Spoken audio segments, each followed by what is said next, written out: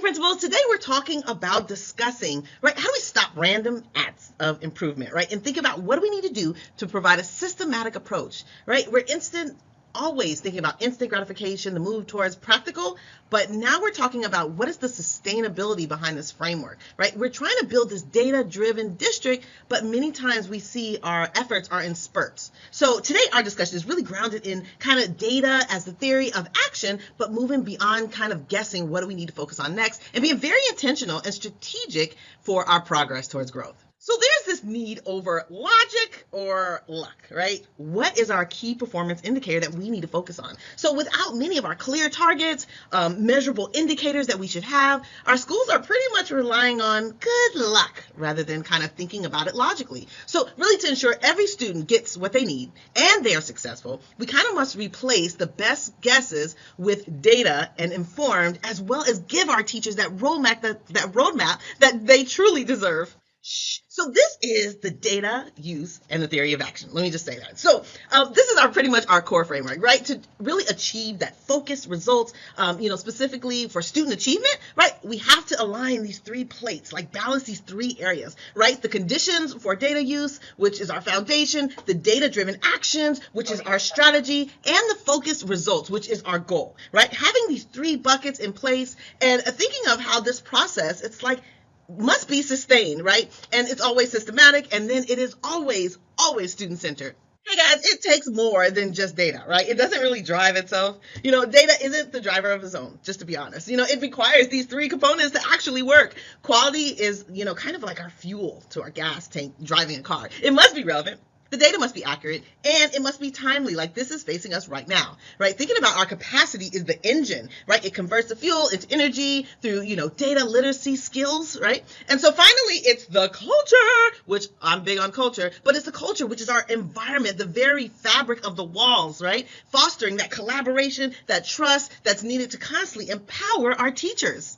So now here's the handshake where the data meets the reality of what's really going on in the classroom, right? And so we're thinking about data-driven actions. They take place in these four quadrants, these buckets I like to call it. It's this policy, it's the program, it's the practice, and it's the placement, right? And so thinking of whether we're allocating resources in policy, identifying curriculum gaps for programming, or just ingesting the classroom strategies in the practice, as well as providing, the intentions in the placement. The data must inform every decision that we make.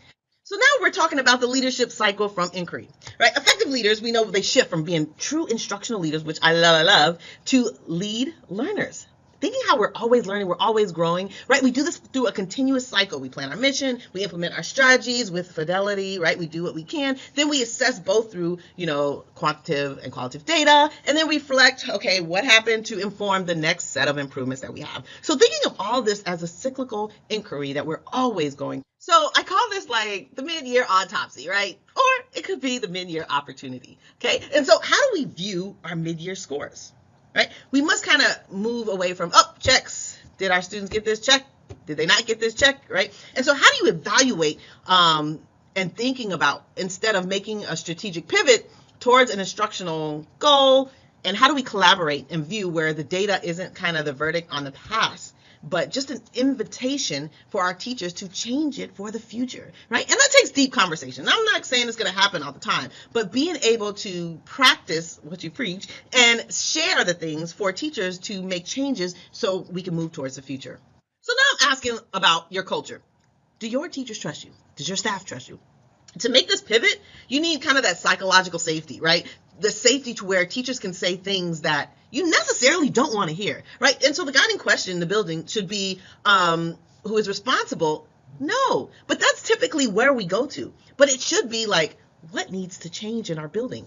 So really being able to trust that prerequisite, that honest inquiry, and then we all are working towards that change, that movement towards great. Now, I love this slide because it really talks about what are your tools, how are you progress monitoring, right? Thinking of what are the tools that you're using, day-to-day progress monitoring, and how you're displaying that for your teachers. So you're speaking the same language, you're eating the same lunch, it's on the walls, right? The culture, everybody knows about it. So think about, we have a wide variety of tools that can track our progress, from our digital dashboards and our formative assessments to like even our student conferences and peer assessments, right? We're still using all these components as data. So the goal is to use these tools to keep our targets in sight consistently, right? So everything is pretty much a data wall. So now we're talking about things that I like. I'm about to eat because we love engineering a turnaround school, right? And think about, for successful turnaround schools, leaders must personally kind of analyze their data to identify what are the high priority fixes that we can kind of fix right now. And how do we concentrate on these big, fast payoffs, right? And what do we need to do to communicate a positive vision,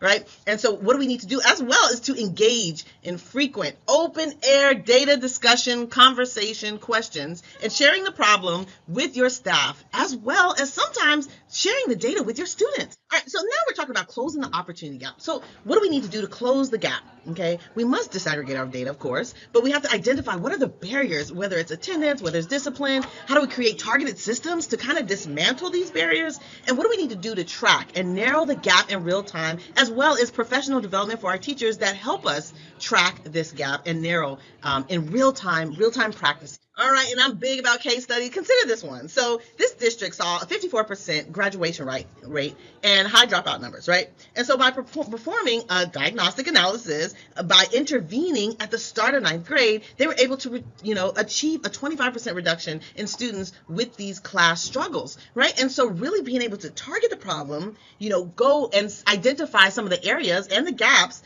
and close the gap. But this didn't happen just by data alone. It happened with student conversation. It happened with tracking student, performance. And so thinking of all the pieces that we can do to troubleshoot some of the things that we're seeing in our urban spaces. So now to sum this all up, in conclusion, right, thinking of this, many times our initiatives fail when we kind of ignore the conditions, right? And when we see success happens when that data fuels action and change of our current practices. And I ask you, and I want you to ask your leadership, administration, or just ask yourself, how do we commit to being systematic? How do we commit to being student-centered? And how do we commit to continuously doing the cycle of inquiry to identify where our gaps are, to make changes to our schools immediately? I hope these tips help. Talk to me if you're interested in making a change in your school. Bye.